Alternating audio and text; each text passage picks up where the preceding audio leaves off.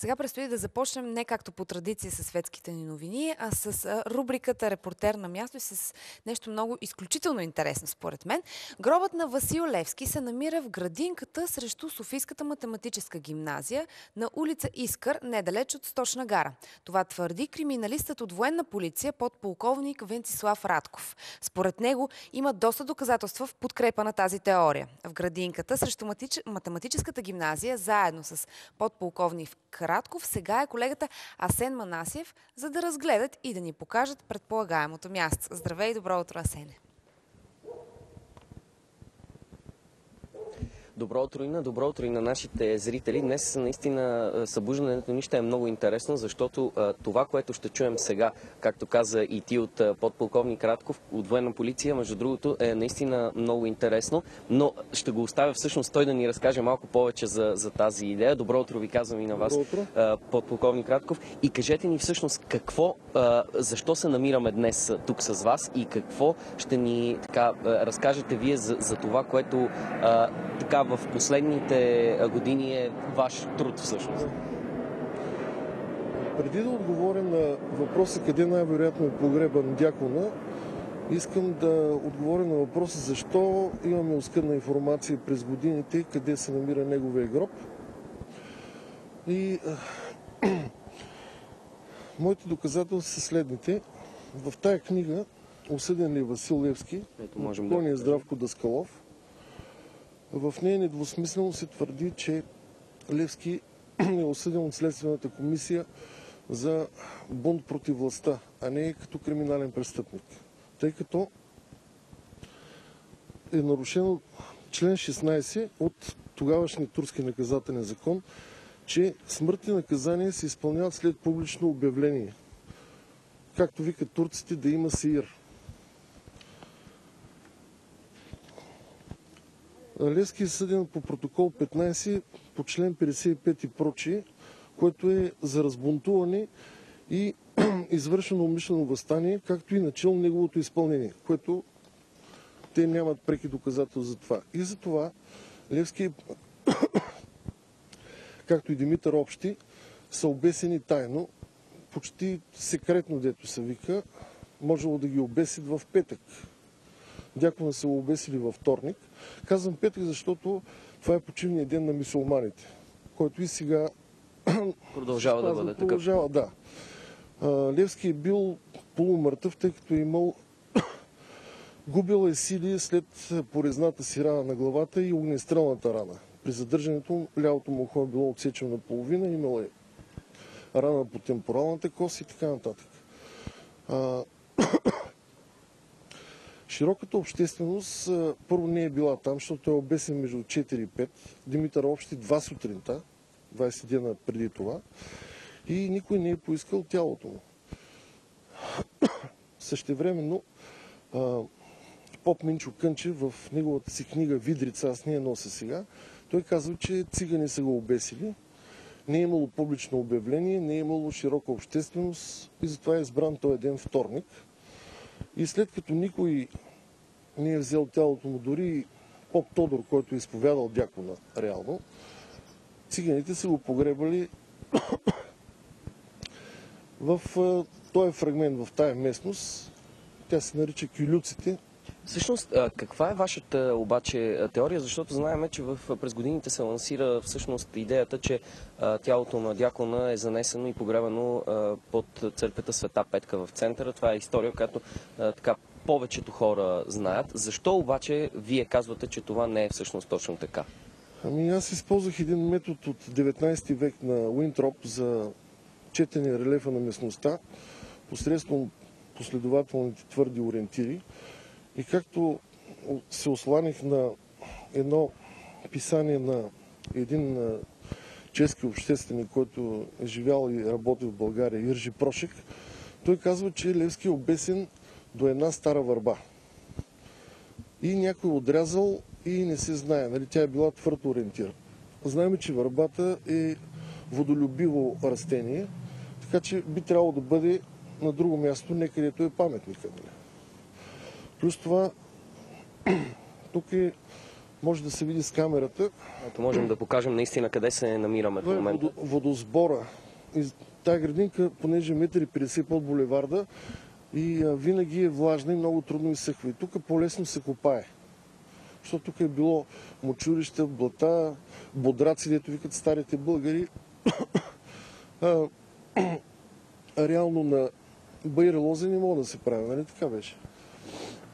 Всъщност, вие казвате и още нещо, между другото, което е много интересно, че когато свалят тялото на дякона от бесилото, тази теория, която се лансира за погребението под Света Петка, е доста невъзможна, защото това се намира на километър и половина от тук, което по това време всъщност е било огромно разстояние за да пренесеш тяло. Вие като човек, който се занимавате толкова години с наистина такава криминална дейност, можете да кажете всъщност какво представлява наистина пренасенето на едно такова тяло. Колегите сме носили мъртъвци по различни криминални случаи, Бог да ги прости. Тялото се отпуска и тежи повече от живото тяло.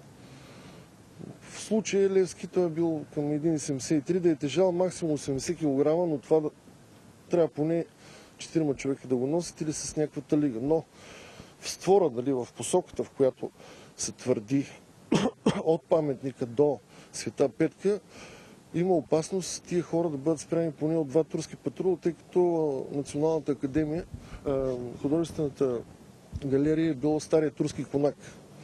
Тоест тялото е трябвало да мине всъщност и оттам. Да. Било е и снежно, оставаш следи и така нататък. Просто рискували се твърде много. Вие казвате, че тази градинка наистина е мястото, за което се така предполагате, че най-вероятно да се намира тялото на Левски. Споменахте за това, че това място е по-ниско, водосбор. Всъщност тук и дърветата преди малко ми споменахте преди ефира, че са подредени по този начин всъщност с цел. Да спират водата, да. Въпреки това пак си остава, то се вижда. Нали? Лесно се копае, мочурлива е почвата. Но може да се сканира градинката с протонен магнитомер, за да се види къде има скелети, некрополи. Левски има богат генетичен материал от към сестринска страна. Аз познавам лично и племенничката на Левски, госпожа Христина Богданова, която също имахме срещи и ще продължаваме да се срещаме.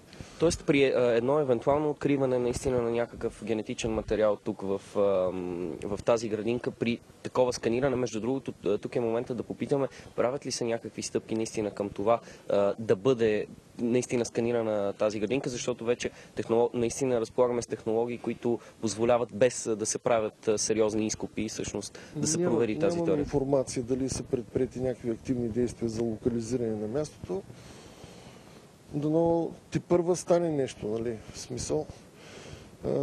Като криминалист искам да кажа следното. Криминалистиката е по-динамична наука от археологията и историята, защото ние издигаме версии и работим паралелно по тях, по време, място, лица, алиби, начин на извършване, причини, условия и сме по-динамични на терена. Всъщност, наистина е така, защото това, което чухме от вас, абсолютно са така осланя на факти. Нека да покажем обаче и тук до нас е тази всъщност чешма, която е доста интересна, защото с вас преди малко също разговаряхме за това колко нестандартно място е избрано за нея и всъщност как е поставена тук. Виждаме катерицата, която се намира отгоре, всъщност която е част от тази чешма, е обърната с гръб към градинката, макар че стълбите зад нас всъщност водят към нея. Освен това, пред нея, сега колегата ще покаже, има точно едно дърво. Вие ми споменахте обаче, че сте направили проучване дори за това какъв символ е катерицата. Какво представлява тя? Значи, катерицата е символ на социалност, комбинативност, съобразителност и предпазливост. Тая чешма, проверих, е строена 1929 година по времето на генерал Вазов, който е бил градоначалник. Същевременно в една книга, скорошно излязла на господин Веселин Игнатов, той споменава, че един от изследователите на Левски, Кацев Бурски, 29-та година е написал някакъв надпис, където е локализирал място. Дали е този надпис, Не знам, но всичко трябва да се изследва и подлежи на проверка. Всъщност, наистина, историята, която разказвате, е много интересна. В вас държите, между другото, и една карта на Стара София, която така е интересно, може би да покажем на нашите зрители, ето аз ще се отдръпна. Покажете ни горе-долу къде се намира всъщност така паметника Левски, който се смята за място, на което е обесен Левски, и къде се намираме ние всъщност в този момент. Булевард Дондуков. Ние се намираме тук, Килюците. Килюците. Вие споменахте, че преди време дори паркът всъщност е имал табела, на който е пишел, че това се нарича... Едно пано пишеше паркова градинка Килюците. Странно, че след моята статия в Общество и право някой открадна тая табела и сега в момента я няма. И интересното е другото, че 1988 година тази неглижирана градинка е обявена за паметник на парковото изкуство. А има в София градинки, които са много по-екстравагантни и така нататък. Смятате ли обаче, че всъщност цялата тази мистерия около смъртта на Левски има някаква конкретна причина, и ако има такава, каква е тя според вас? Какво е вашето мнение? Значи, моето мнение е, че е направен един камуфлаж. В смисъл, Левски е обесен тайно, защото турските власти не са обичали да се фетишизират героите в империята, особено които се борят срещу султана, погребане от цигани, защото пък турците, както и българите, са суеверен народ. Те затова са му викали джингиби, това на турски значи като дух. И много добре са знаели какъв е той и затова са го погребали и тайно. Те са разбрали при разгрома на някои от комитетите, че той е професионален революционер, издал е нареда за работа на работниците, тайна пощенска служба, наказателно отделение за изпълнение на смъртни присъди. Всяка седмица си е сменял макияжа, дрехите и легендировката бил е търговец, въглищар и какъв ли не. Просто знаели са кой са, имат насреща. И чак на 5-та година са успели да охванат. Значи не трябва да подценяваме и турската полиция. Нали? Оптимистичен ли сте обаче, че ще бъде намерен гроба на Левски, и защо е важно да знаем къде е всъщност неговият гроб, неговите тленни останки? Значи аз съм оптимист, че това ще се случи в най-скоро време, тъй като камуфлаж, за който говоря, най-вероятно българи са проследили къде са го погребали циганите и са го препогребали по-навътре в градинката, нали, в тая местност. Като правихме дебат по Българско национално радио с професор Пламен Митев, декан на историческия факултет, нали, той е съгласен с теорията ми, но не е съгласен, че това място е част от Килюците. И аз му казах, значи, едно сметище, то няма твърди контури, твърди граници, то расте от близко надалеч. Нали. Всеки тук са изхвърляли, нали, пепел, буклуци, умрели кучета, котки, плошари, самоубийци и така нататък.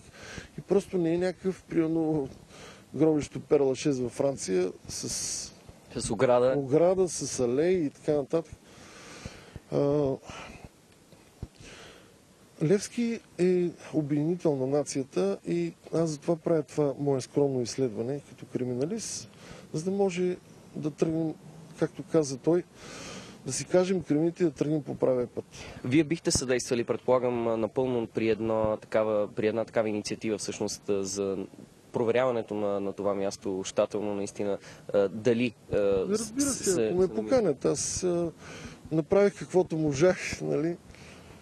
И оттам насетне вече има органи, които са оправомощени да проверят тая версия. А тя следва да бъде проверена, защото иначе остава в нищото. Има ли някаква опасност, обаче сега ми хрумна всъщност този въпрос, след толкова години, дори тук да се намират наистина тленните останки на Апостола? През годините са правени, както казахте и вие, така, много ремонти, тук са построени много сгради около нас. Възможно ли е да се окаже, че всъщност така безвъзвратно са загубени, макар и да се окаже вашата теория напълно вярна? Значи те са ситуирани тия гробища по принцип и са в околностите тук до Сливница, Даниел Николаев и така нататък. Но ще дам един пример. Преди 3 години англичаните, правейки някакъв мол в Лестър, намериха един скелет. И изследваха го, нали, на каква възраст е, и локализираха място, където е била битката между бялата и червената роза. Сега точно не си спомням местността.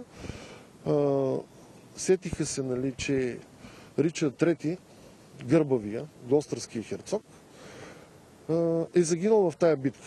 И издигнаха версия, че този скелет е на негови.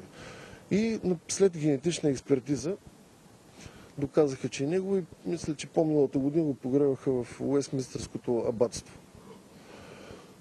По-миналата година пък испанците намериха гроба на Сервантес. Значи тия скелети са много преди апостола.